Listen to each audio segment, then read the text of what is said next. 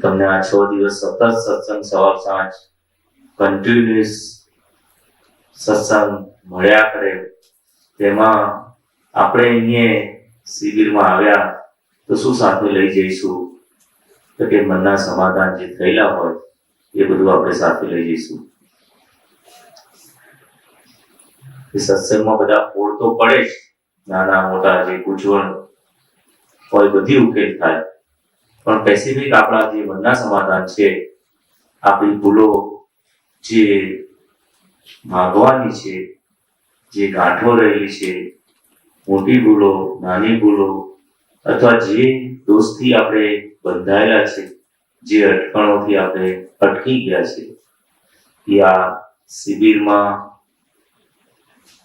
તેમજ આપણને જે જ્ઞાનમાં આગળ વધવા માટે જે આપણને આપણી મન, આપણું બુદ્ધિ, આપણું અંતસ્કરણ જે અવરોધરૂપ એ શોધી કાઢવાનું કે કાકા હજુ આપણે ગુંચાઈએ છીએ, પ્રગતિ થતી નથી, પુરુષાર્થમાં પાછા પડીએ છીએ, કે આપણું મન હજુ માનતું નથી, ક્યાં ડોક્ટર સાહેબે કહ્યું ને, ચિત્ત ક્યાં હજુ ચોટે છે.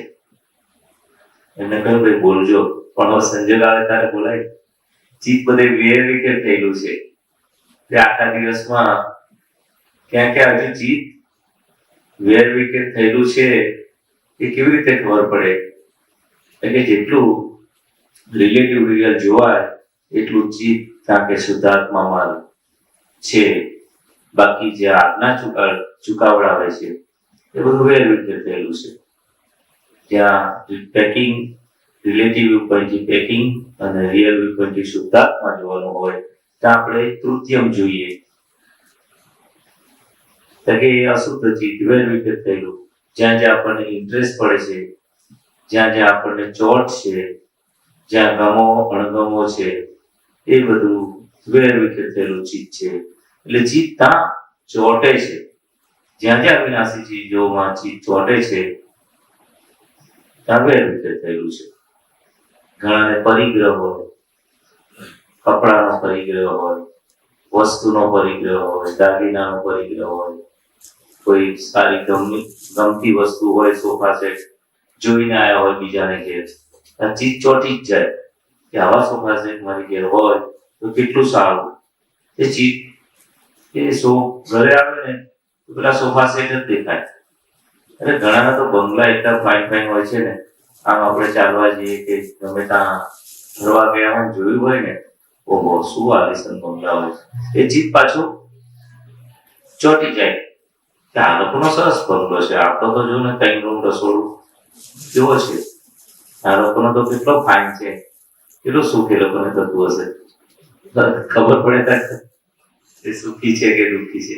એટલે જે સારી વસ્તુ આમ જે ચિત્ત પ્રસન્નતા જ્યાં વિનાશી ચીજમાં અથવા ગમતી વસ્તુમાં એ ચિત્ત આ બંગલામાં ચોટી જ જાય ને પછી એને ભાવાભાવ થાય. પણ ખબર પડે કે આ જો ગમે છે આપણને, કોને ગમે છે એ આપણે જાણીએ, ત્યાં છૂટું પાડીએ, પણ હજુ પણ ત્યાં એ ચિત્તની પ્રસન્નતા વર્તાય છે. કોઈની ગાડી જોઈએ, આપણી તો જો ને આ ફંટી છે, જૂની થઈ ગઈ, નવું મોડલ ફિયાટનું આવ્યું છે, આ આવ્યું છે, સરસ ગાડીઓ આવી છે. કેવી રીતે બધા પ્રાપ્ત કરતા હશે, કેવી રીતે આ બંગલા, ગાડી, મોટર, આ એક સંસ્થા તમે જોઈ હોય તો તમને શું થાય, ઓહો આટલું લલિતભાઈ બાંધ્યું, કેવી રીતે બાંધ્યું, આ લોન, આ હોલ, આ રૂમો, હજુ તો કેટલું બાંધશે, કેવી રીતે બધું એક હાથે બધું વન મેન શો જેવું.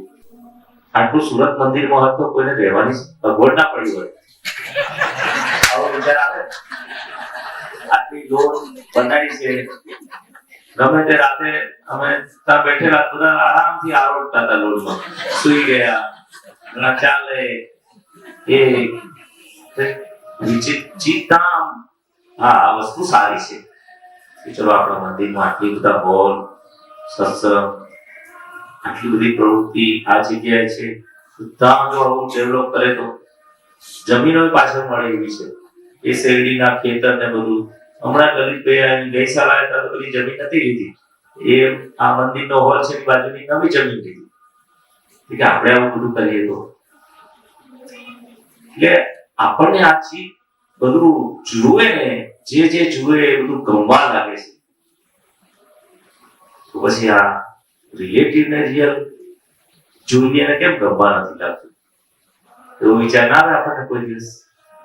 હા, ગમે છે ખરું, પણ આપણું મન પાછું, બુદ્ધિ એ શું છેતરાવડા હોય.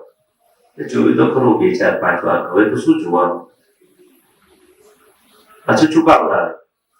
કઈક નવી વસ્તુ જુએ તો બરાબર એને નવીનતા લાગે, પોતાને ચીજ ચોટી જાય. એટલે આ શિબિરમાં શેના માટે આવવાનું છે કે આપણને જે વસ્તુ પ્રાપ્ત થઈ છે એની પૂર્ણાહુતિ કરવા માટે, વખતે પૂર્ણાહુતિ ના થાય તેમાં આગળ વધાય એના માટે આપણે શિબિર છે.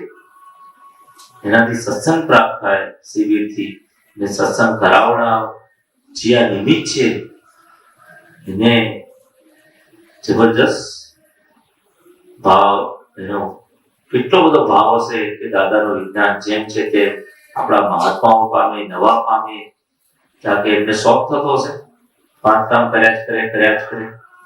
ના, જે દાદા ભગવાન આવા જે પ્રગટ થયા છે, 14 લોકનો નાથ પ્રગટ થયો છે, 11મું આશ્ચર્ય છે, કોઈ કાળે કે છે આવું હોઈ શકે નહીં.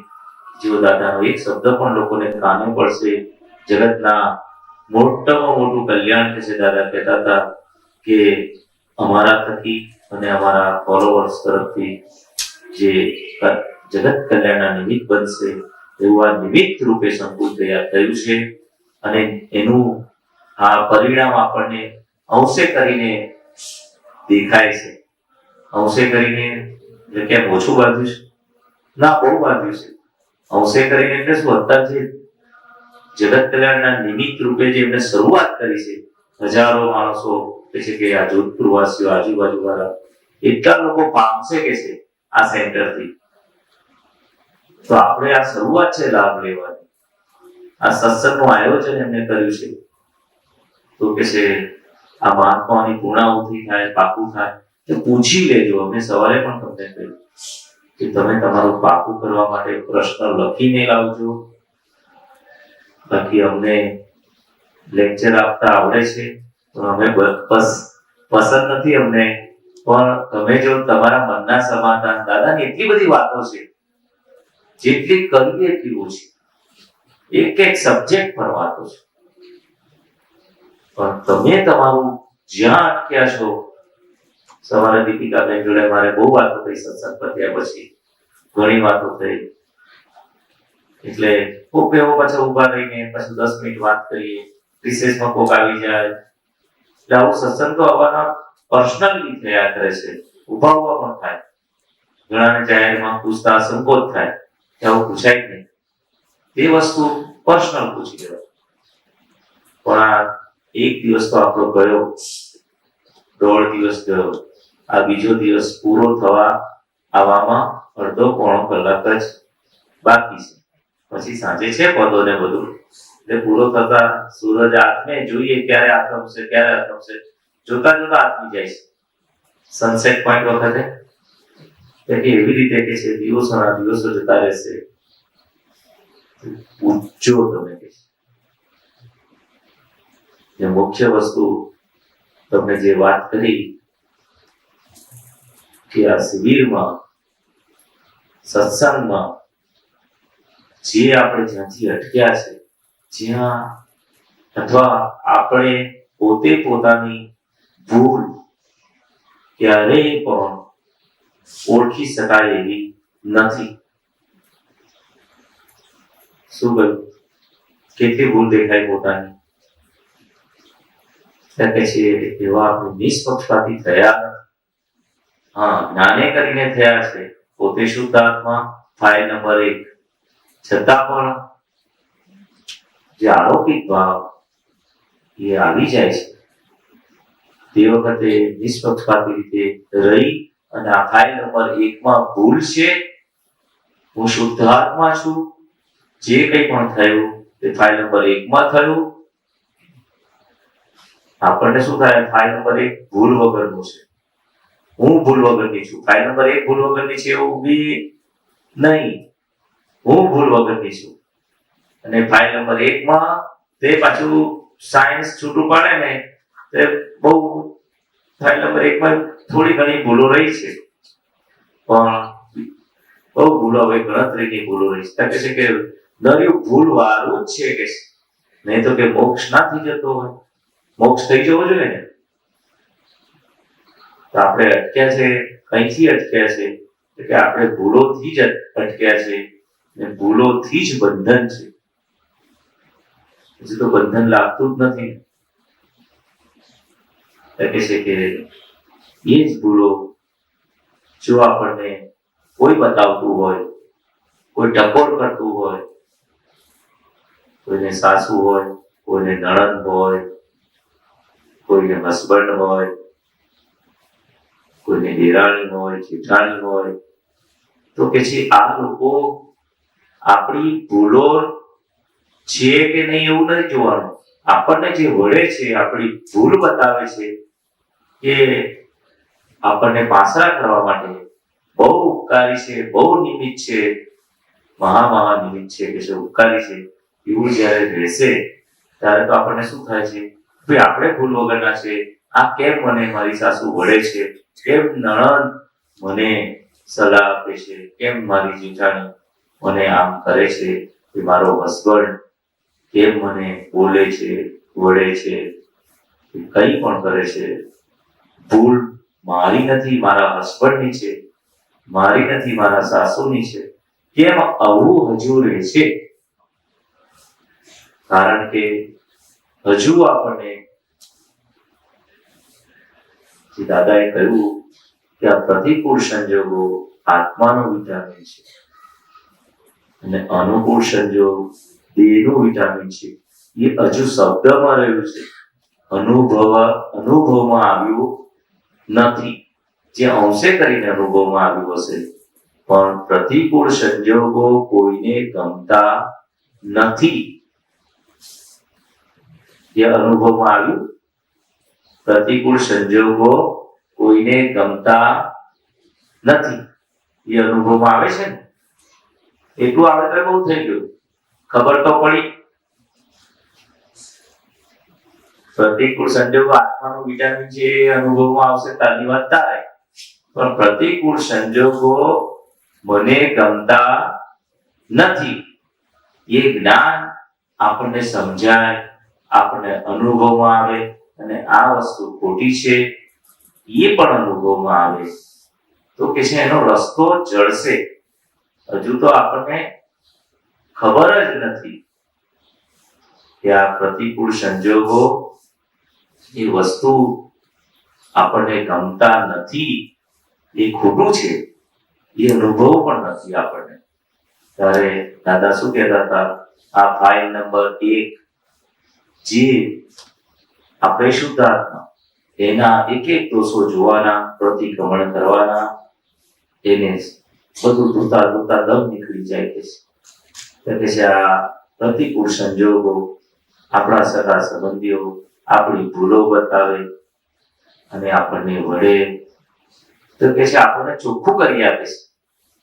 બાકી આ ફાઇલ નંબર 1 બીજા કોઈ ચોખ્ખું કરી આપતા હોય, કોઈ આપણે જાતે એને પાસરા ના કરી શકીએ, કોઈ આપણને પાસરા કરી આપતું હોય તો ઉપકારી છે. પણ આ વસ્તુ કેવી રીતે સમજી શકે મનુષ્ય? કોઈ તમારું અપમાન કરે ત્યારે તમે કેવી રીતે સમજી શકો કે આ મારા ઉપકારી છે? કારણ કે તમને હજુ એવું જ છે કે મને કહી ગયા, મારું અપમાન કર્યું, મારી ભૂલ નથી. આ બધી વસ્તુ આપણને બહુ જ નડે છે કે મને અપમાન, જે અપમાન કરનારો કોને કોનું અપમાન કર્યું એ વ્યક્તિ તો આપણને ઓળખતી નથી. જેને અપમાન કર્યું એ નિર્દોષ છે કે પરાધીન છે એ વસ્તુ તો પછી આવે. પર સત્તા છે, ટેપ રેકોર્ડ છે વાણી, એ બધી વસ્તુ પછી આવે. પણ જે વ્યક્તિ અપમાન કરનાર છે એ મને ઓળખે છે. ઓળખે છે તમને તમારા દરઅસલ સ્વરૂપને? તે કોને ઓળખે છે? આ દેખાય છે પૂતળાને. આ મન વાણી કાયા રૂપી પૂતળું, હાલતું ચાલતું સ્ટેચ્યુ, પૂતળું, મશીનરી, એને અપમાન કરે છે. આપણને અપમાન કરતા સામી વ્યક્તિ આપણને અપમાન નથી કરતી, આ મશીનરીને અપમાન કરી રહી છે. આપણને શું થાય? મને અપમાન કર્યું. દાદાનું જ્ઞાન કેવું છે કે હું શુદ્ધ આત્મા છું અને આ મશીનરી, આ વળગણ, પાછી વળગણ કહ્યું, આ મશીનરી કહ્યું, આ ફાઇલ નંબર 1 કહ્યું. આ કેમ જુદા જુદા શબ્દ વાપરું છું તમને સમજાય કે ભાઈ આ અપમાન કરનારી વ્યક્તિ એ આ ફાઇલ નંબર 1, આ મહેશના મશીનરીને, આ પૂતળાને, આ જે દેખાય છે હલન ચલન કરતું, કે છે કે મારા પાડોશી, એનાથી વધારે શબ્દ વાપરીએ તો પાડોશી. આપણા પાડોશીને કોઈ વળી જાય તો આપણને કેટલી અસર થાય?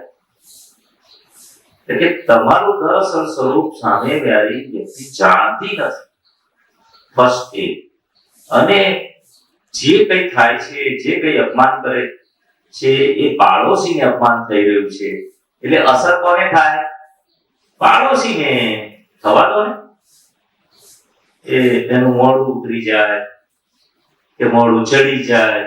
ચડે કે ઉતરે બે જ હોય વસ્તુ. મોઢું ચડી જાય કાં તો ઉતરી જાય. ડિપ્રેસ થાય તો એલિવેટ થાય. એને જાણનારા તમે પોતે છો. જાણનારો ભાગ આપણે પોતે છે. એ ખ્યાલ? હવે એ મોઢું ચડી ગયું કે ઉતરી ગયું, એ એક્શન રિએક્શન વાળો ભાગ જે થયો એને આપણે જાણનારા. તો આપણને જ્ઞાન હાજર થયું કે આ પાડોશીને આ વસ્તુ થઈ રહી છે. જમવા બેસીને તીખું બરાબર 2 દાડાથી મરચા આવતા હતા, આજે જરા મોટા આવી ગયા.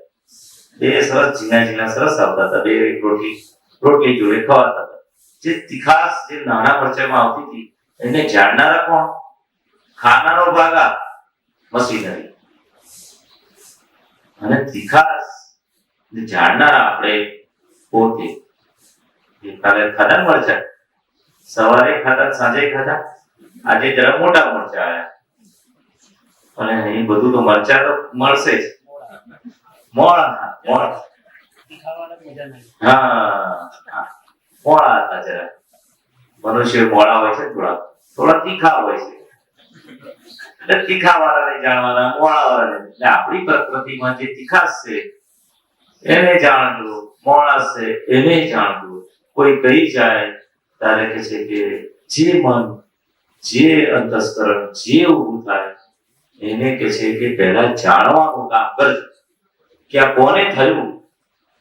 કે છે ફાઇલ નંબર 1 ને થયું. પહેલા એ છૂટું પાડી દેજો. પણ છૂટું પાડવાનું આપણને ફુરસદ રહેતી રહે છે. કે આ જાગ્રત આપણે એટલા રગવાટિયા થઈ જઈએ છીએ, કાં તો એટલા આળસુ થઈ જઈએ છીએ. પડાશે છૂટું હવે એમ આળસ મરોડીએ છીએ, કાં તો રગવાટ થઈ જાય છે. એટલે એમાં ચૂકી જવાય છે. એટલે કે દાદા કે છે પુરુષાર્થ, કે હવે તમે શુદ્ધાત્મા તમને બનાવ્યા. શું બનાવ્યા? તમે શુદ્ધાત્મા બનાવ્યા. જે બિલીફ હતી, હું દીપિકાબેન છું, એ ફ્રેક્ચર થઈ, હું શુદ્ધાત્મા છું, એ રાઈટ બિલીફ બેસાડી. એટલે તમે શુદ્ધાત્મા બનાવ્યા. તો શુદ્ધાત્મા બન્યા પછી આપણે પાડોશી ધર્મ પાળવાનો છે. પાડોશી ધર્મ એટલે શું? કે ફાઇલ નંબર 1 ની સાથે પાડોશીની જેમ રહેવાનું. પાડોશીના ધર્મ ઘૂસી જાય તો શું થાય? પાડોશીનો ધર્મ તો પાળવાનો ને. ભાઈ કેમ છો, સારું છે, કેવું ચાલે છે, તમારે ઘેર કઈક આઈટમ આપણે ઘેર બનાવી હોય એને મોકલીએ, આપણને મોકલે, લગ્ન પ્રસંગ બધું ચાલો જે કઈ વ્યવહારિક પાડોશી જોડે હવે કઈ વ્યવહાર જ ના કરીએ તો કે એને ચાલવાનો વ્યવહાર આપણે પાડોશી જોડે ના કરીએ તો કે આપણે શુદ્ધાત્મા આપણા મન સાથે વાત કરીએ, ભાઈ કેવું ચાલે છે તને, કયા કયા વિચારો આવે છે, પછી કયા તને શું ગમે છે, તને કેમ અસર થઈ ગઈ, કેમ મોડું ચડી ગયું, કેમ મોડું ઉતરી ગયું, એ આપણે એને પૂછવાનું. ભાઈ આ અપમાન કરી ગયો તો તને એવું શું લાગ્યું? દાદાનું જ્ઞાન તે એપ્લાય કર્યું? દાદાનું જ્ઞાન શુદ્ધાત્માએ એપ્લાય કરવાનું છે કે ના ફાઇલ નંબર 1 એપ્લાય કરવાનું છે? પણ શુદ્ધાત્મા ભગવાન એ જાણે છે કે ફાઇલ નંબર 1 કેવું જ્ઞાન એપ્લાય કરે છે. એ પ્રજ્ઞા શક્તિ તમને ચેતવશે કે ભાઈ જો આ શુદ્ધાત્મા જો છે અકર્તા જો છે એ નિર્દોષ છે, એ મારું અપમાન કરી ગયો એ ઉપકારી છે. આ બધું પ્રજ્ઞા શક્તિ ચેતવશે. અમે કઈ વારે ઘડી તમને ચેતવવા નથી આવવાનું, પણ આ પ્રજ્ઞા શક્તિ દાદા ભગવાનની કૃપાથી મૂકી આપી છે. એ સત્સંગમાં આવવાથી ખીલશે. એટલે એ જ પ્રજ્ઞા શક્તિ સત્સંગમાં આવવાથી એટલી જાગૃત તો થશે, ખીલશે, અને તે બધા જ ફોડ તમે જો એનું સાંભળો તો તમને બધા જ ફોડ થશે. ને એને કહીએ આપણે ફાઇલ નંબર 1 ને, ભાઈ આ તને વળે છે, તારી ભૂલ બતાવે છે, તે તને પાસરી કરે છે, પાસરા કરે છે, તો તને તારા માટે બહુ જ ઉપકારી છે. આપણને તો કોઈ વળે તો ગમે, એટલે આપણી જાતને આપણે ક્યારેય પાસરા કરી શકીએ એમ નથી. તો કોઈ આપણને પાસરા કરે તો સારું નહીં? તમે બોલજો, પ્રશ્ન પૂછજો. અહીં હા કરો છો પછી બહાર જાવ તારે અંદરથી દાદાનું જ્ઞાન કેવું છે, અંદરની સમજણ ક્લિયર કરી નાખવાની છે. આખું સમજ ક્રિયામાં લાવવાનું નથી. ઘણા ક્રિયાની પાછળ પડી જાય છે. શું થાય? હું એમ નથી તમારી ક્રિયા સુધારો, ના, ક્રિયા વર્તનમાં આવે તો ઘણું સારું. ભાઈ વર્તનમાં ક્યારે આવે કે તમારી જેટલી સમજણ ક્લિયર થાય. જોધપુર આવવાનો રસ્તો આપણે જાણતા હોય, પહેલા ટાઈમ સૂર્યનગરી નામ જ સાંભળીને પેલો કે આ શું સૂર્યનગરી, કઈ ટ્રેન હશે ને કઈ પકડવાની, 6-7મા પ્લેટફોર્મ, એના ઘણા વિચારો ને. પણ પહેલી વાર એ સૂર્યનગરીમાં આવીને જોધપુર આવ્યો ને તિવરી આવ્યો ને નેશનલ હેન્ડલૂમ બધું જોઈ નાખ્યું હોય, ફરી આવવાનું હોય, તેને થાય કેમ ના આપણે જોધપુર ને તિવરી ને નેશનલ હેન્ડલૂમ ને બધે જોઈશું જોધપુરમાં ને બધું. તો એકવાર અહીં આવ્યા પછી એને શું થાય, એ અનુભવ થઈ ગયો કે આ રીતે હવાય છે. સૂર્યનગરી ના મળે તો બસ મળે, ગમે તે એમ કરીને આપણે પહોંચવું જ છે. એકવાર અનુભવ થઈ ગયા પછી એને ક્યારેય શંકા ના પડે, જવાશે કે નહીં જવાશે કે નહીં. છેવટે તો જેને આવવું છે એ શ્રીનાથ ટ્રાવેલ બસમાં અમે આવેલા છે કેટલી વાર, 2-3 વાર બસ પર બેઠા વડોદરાથી સીધા અહીંયા ઉતર્યા છે. ખબર જ છે કે આ રીતે પહોંચાય જ છે. એટલે એક વાર બસનો અનુભવ કર્યો, ભાઈ આ રીતે હવાય છે, પણ બસમાં ના બેઠા હોય કેટલી ઊભી રહેશે, કઈ એક્સિડન્ટ તો નહીં થાય. પછી ડ્રાઈવર ક્યારે પહોંચાડશે, કેવી ગાડી ચલાવશે. એટલે ટ્રેનમાં આવ્યા હોય, બસમાં આવે તો બસનો આપણે સંબોધ થાય. એટલે આવું જ્યાં એક અનુભવ થઈ ગયા પછી આપણને શું થાય, જેમ બોમ્બે થી આવવાનું હોય તો એ લોકો કશું ના થાય. એટલે અનુભવ વસ્તુ કે ભાઈ અનુભવ થઈ જાય પછી તમને શું એ સહેલું પડે છે. એટલે વાત કઈ ચાલતી હતી આપણી પ્રકૃતિની. દાદા શું કહેતા હતા કે તમને આ જે સંજોગો આવે છે એ સંજોગોમાંથી તમે પસાર થાવ, એ અનુભવ તમને એ પાછું પછી એ પ્રસંગ તમને ફરી પાછો આવે, પણ એ અનુભવમાં એ પસાર થયા પછી એ જ્ઞાન નો ઉપયોગ કર્યા પછી ફરી તમને એ અઘરું ના લાગે, પણ એને સમજી લો વિગતવાર કે ભાઈ આમ સંજોગ મારા પ્રતિકૂળ આવે છે, એ મારી પ્રકૃતિને પાસરા કરવા માટે મારા માટે ઉપકારી છે.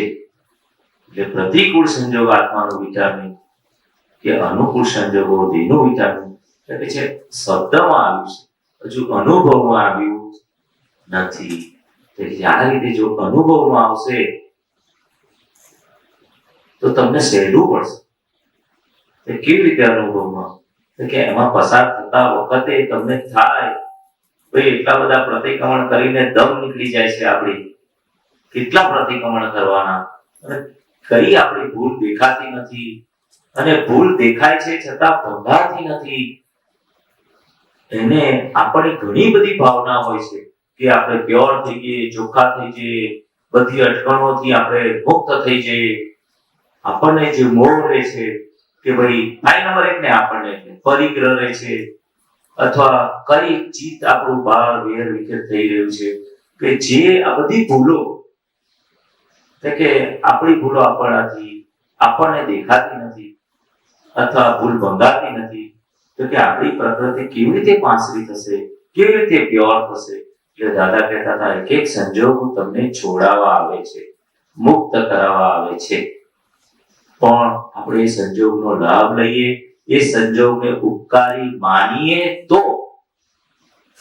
આપણે તો ગમતા સંજોગને ઉપકારી માનીએ છીએ અને ના ગમતા સંજોગોને ધક્કા મારીએ છીએ. કે ના ગમતા સંજોગને ઉપકારી માનીએ, ગમતા માનીએ, ત્યારે આપણી પ્રકૃતિ પાસરી થશે. એટલે જ તમને કહ્યું કે તમારા મન સાથે તમારે વાતચીત નો પ્રયોગ ગોઠવવો પડશે કે ભાઈ આ સંજોગ તારા માટે ઉપકારી છે, અને કે કરવું પડશે. ભાઈ તારું અપમાન થયું તો ભાઈ તારું થયું છે, હું શુદ્ધાત્મા છું, પણ તારા માટે ઉપકારી છે. તારું નુકસાન થયું, આપણું કયું કોઈ ના કર્યું, આપણા કયા પ્રમાણે કોઈ વ્યક્તિ ના ચાલે, અથવા આપણે ચોખ્ખા છે, આપણે રાઈટ છે, સામે વ્યક્તિ રોંગ છે, છતાં પણ આપણી કોઈ પણ ભૂલ નથી, છતાં આપણને વળે છે. ઘણા બધા પ્રોબ્લેમ છે. આ મોટો પ્રોબ્લેમ. ભાઈ મારી ભૂલ નથી, છતાં વ્યક્તિ મને વળે છે, છતાં મને ટકોર કરે છે, છતાં મારું સાંભળતા નથી.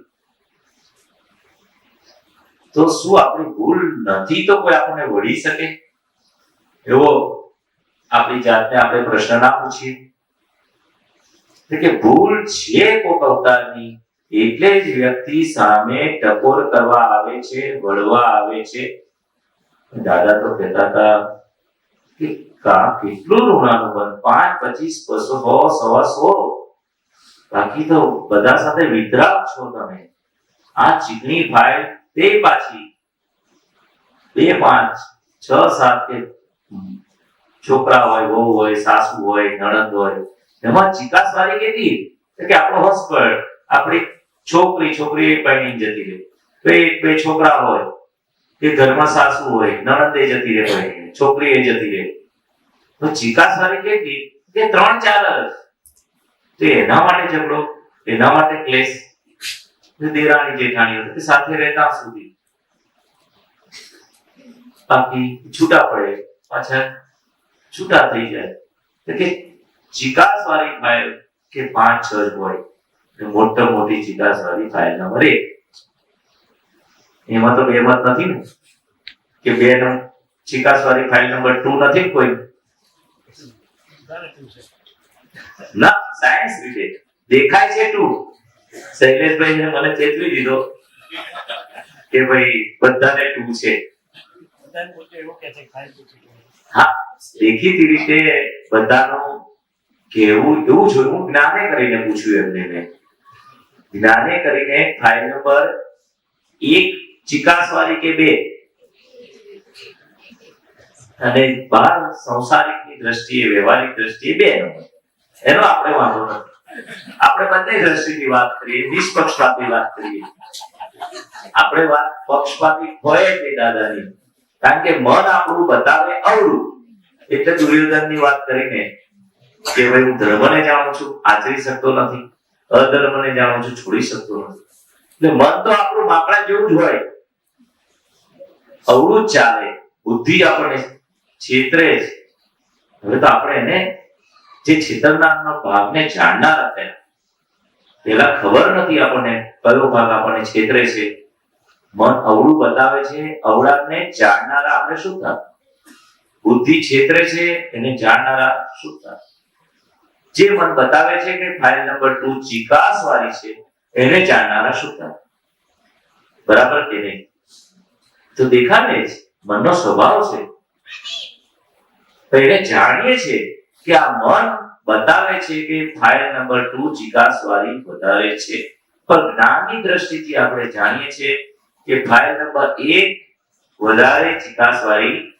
બધાને શૈલેષભાઈ બધાને ખબર પડી ગઈ છે ખરી કે ફાઇલ નંબર 1, કારણ કે દાદાએ કહ્યું છે, દાદાનું વચન પડશે, એમાં બે મત નથી, બધા જાણે છે કે ફાઇલ નંબર 1 સૌથી ચિકાસ વાળી છે.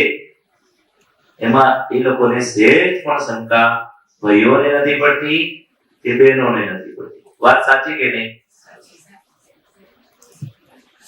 પણ એ ચિકાસ વાળી ફાઇલ નંબર 1 છે એ અંદરથી સમજાય છે. એ ચિકાસને દૂર કરવા માટે એ પાડોશીમાં જે ચિકાસ છે, આપણામાં તો સહેજ પણ ચિકાસ નથી. શુદ્ધ આત્મા, પાછો આગળ શુદ્ધ શબ્દ વાપર્યો, ક્યારેય અશુદ્ધ થયો નથી કે એવો શુદ્ધ ચેતન આત્મા. એટલે આપણે જે અશુદ્ધ ભાગ છે એ મન વાણી કાયામાં છે. આપણે શુદ્ધ આત્મા કે ફાઇલ નંબર 1 થી આપણે છૂટા પડ્યા. પણ છૂટા નથી પડ્યા એ આંગળી ઊંચી કરજો. છૂટા ના પડ્યા હોઈએ તો દાદાનું નામ ખોટું પડે. એટલે બધા જ છૂટા પડ્યા. ફાઇલ નંબર 1 પાડોશી છે, એ કોને ખબર નથી એ આંગળી ઊંચી કરજો. એટલે બધાને જ ખબર છે ફાઇલ નંબર 1 આપણા ફર્સ્ટ નેબર, શું કહેવાય, અને ચિકાસ વાળા છે. એક તો હમણાં વાત થઈ. હવે આપણે એ ચિકાસ કેવી હશે ને કેવું ઋણાનુબંધ હશે એ ચિકાસ વાળા, અને એમાંથી જ મુક્ત થવાનું છે એવું કોને ખબર નહીં હોય? અથવા એ ફાઇલ નંબર 1 ભૂલ વાળું હશે. હજુ શબ્દ મારે વપરાઈ જાય છે. ભૂલ વાળું છે એ કોને ખબર નથી કે ફાઇલ નંબર 2 ભૂલ વાળું છે. એ બધી દેખાતું હશે. હા, શિબિરમાં આવે શૈલેષભાઈ કહ્યું કે શિબિરમાં આવે, અત્યારે તમે બેઠા છો બહુ ડાયા ડબરા અમારી જેમ, તમે પણ બેસી ગયા છો, પણ આ દ્રષ્ટિ કે છે સમજી લેવા માટે આપણે વાત કરી છે, જાગૃતિ વધે એના માટે વાત કરી છે કે આ સમજણ ફક્ત તમે વર્તનમાં લાવવાનું દાદા ના પાડતા હતા, પણ જે અવળી સમજણ ફિટ થઈ ગઈ છે આ ફાઇલ નંબર 1 માં જ અવળી સમજણ છે, આપણામાં નથી. પણ જે ફાઇલ નંબર 1 માં જે અવળી બધી સમજણો છે, પેલા જે બ્લન્ડર્સ હતું દાદાએ દૂર કરી આપ્યું. મોટી મિસ્ટેક ને બ્લન્ડર્સ કહેવાય કે હું મહેશ છું, ખરેખર એ મોટી ભૂલ એ બ્લન્ડર્સ.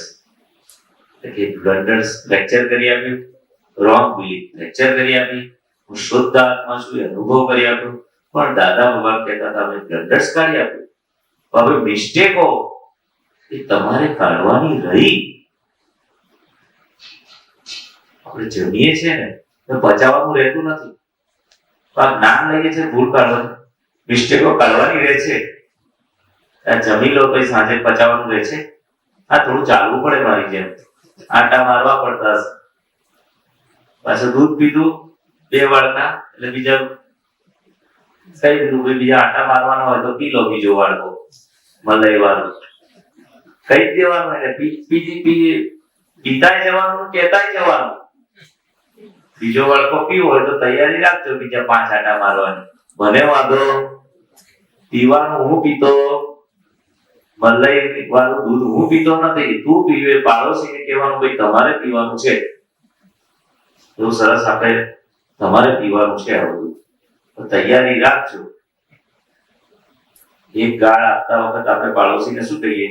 તું ચોપડવા જજે, પણ તું બીજી સાંભળવાની તૈયારી રાખજે. કોઈને ચોપડવા જઈએ તો આપણે સાંભળવાની તૈયારી રાખીએ ને. એટલે ગયા વખતમાં બધું ચોપડેલું, હવે નિકાલ લાવી દો સંભાવે. તો કે છે કે આ મોટું ઋણાનુબંધ ચિકાસ વાળો ભાગ એટલે કે છે આપણો પાડોશીનો ભાગ. પાડોશી સાથે વાતચીતનો પ્રયોગ કે છે કર્યા કરવાનો. અને એ પાડોશીને આપણે એટલો પ્યોર કરવાનો છે, દાદા ભગવાન છે. અને એ મિસ્ટેકો ધીરે દાદા કહ્યું કે દંડસ તોડી આપ્યા. હવે તમારી ભૂલોને ભાંગવાની છે. ભાંગવાનો શબ્દ તો કેટલો મોટો છે. ભૂલો ભાંગવા માટે જ આ મનુષ્યનો અવતાર મળ્યો છે. ભગવાન ભૂલોથી ઢંકાયા છે. અને દાદા ભગવાને આપણને આ જ પુરુષાર્થ આપ્યો કે 5 આજ્ઞા પાળવાથી, 5 આજ્ઞા પાળવાનો નિશ્ચય કરવાથી તમારી ભૂલો ભાંગશે. અથવા જે સંજોગો તમારા પ્રતિકૂળ આવે છે, તમને નથી ગમતા, એટલે ફાઇલ નંબર 1 ને આપણે જાણીએ છીએ ભાઈ આટલું સરસ દૂધ આવે મલાઈ વાળું, કોને ના ગમે? ને સેજ કડવું આવે તો ઉતરેલું એ તો ગમે. એટલે પ્રકૃતિને પેલું જ મલાઈ વાળું દૂધ ગમે છે. અને આજે તો કદાચ જલેબી મળશે, કાલે કચોરી કેટલી સરસ હતી. જે છે ને છે કહેવાય, એમાં વાંધો નથી. એટલે પ્રકૃતિને આ બધું ગમે છે. જલેબી વાળું દૂધ સાથે જલેબી, કચોરી તો બે થઈ ગયો. એટલે આ બધું આપણને ગમે છે, પણ આપણા હિત માટે કેટલું છે કે છે આ પ્રતિકૂળ સંજોગો બહુ જ હિતકારી છે, બહુ જ હિતકારી છે. મન તો પેલું બતાવે કે આ કડવું વાળું, એટલે કારેલાનું શાક, લીમડાનો રસ જે પ્રકૃતિ માટે ઉપકારી છે, એવું મોક્ષે જવા માટે આ ચિકાસ વાળા ભાગને પાસરા કરવા માટે આપણે આપણી પ્રકૃતિને, આપણે આપણા પાડોશીને કે આપણે આપણી જાતે પોતે ભૂલ માફી શકવાના નથી. તો આપણી ફાઇલ નંબર 1, 2 કે 50 કોઈ પણ આપણી ભૂલ માગી આપતું હોય, આપણે પાડોશીને પાસરા કરતું હોય, તે એક વખત મનને નહીં ગમે. એ સ્વાભાવિક છે. પ્રતિકૂળ સંજોગો ક્યારેય મનને ગમે, બુદ્ધિને ગમે, ચિત્તને ગમે, કોઈને ગમે નહીં અંતસ્કરણને. છતાં આપણી જે દ્રષ્ટિ છે, સમજણ છે કે આ મારા માટે ઉપકારી છે, બસ આટલી સમજણ તમે ફિટ કરી લેવાની છે. અને આ પાડોશીને જે ચિકાસ વાળો ભાગ, આ કોઈ આપણને વડે ભૂલ બતાવે તો આ મારા પાડોશીનો ભાગ જે છે એ શુદ્ધ થાય છે, પ્યોર થાય છે, કચરો સાફ થાય છે, જે શબ્દ વાપરવો હોય. દાદા તો એના પર બહુ જ ભાર મૂકતા હતા. એટલે જ સામે તમને કોઈ દોષિત નહીં દેખાય. હકીકત નથી તો એવું કેવી રીતે મનાય? મન તો બધું દેખાડે છે, બુદ્ધિ તો બધું દેખાડે છે કે આને મારું બગાડ, મારી ભૂલ તો નથી. દાદા કહે છે કોઈનું બગાડી શકે એવું આ જગત છે જ નહીં. જગત એટલું બધું ન્યાય સ્વરૂપ છે, પણ આ કુદરત કેટલી સરસ છે, એટલી બધી કે છે સરસ છે કે દરેક સંજોગ તમને છોડાવવા આવે છે, તમને મોક્ષ તરફ લઈ જવા માટે આવે છે, તમને પાસરા કરવા માટે આવે છે, તમારી ભૂલ ભાગવા માટે આવે છે. પણ જો તમારી તૈયારી હોય તો. આપણી તૈયારી એટલે આપણો નિશ્ચય, આપણી સમજણ કે મારે છૂટવું છે. મારે એટલે ફાઇલ નંબરમાં 1 ને પ્યોર કરવો છે, ભૂલ વગરનો કરવો છે, ભૂલ ભાગવી છે. બાકી તો ક્યારેય આ વસ્તુ આપણે પ્રાપ્ત થાય એવી નથી. આપણી પ્રકૃતિ ક્યારેય ભંગાય એવી નથી. આપણી પ્રકૃતિ, આપણા પડોશી ક્યારેય પાસા થાય એવા નથી. દાદા ભગવાન પાસે શક્તિ માંગજો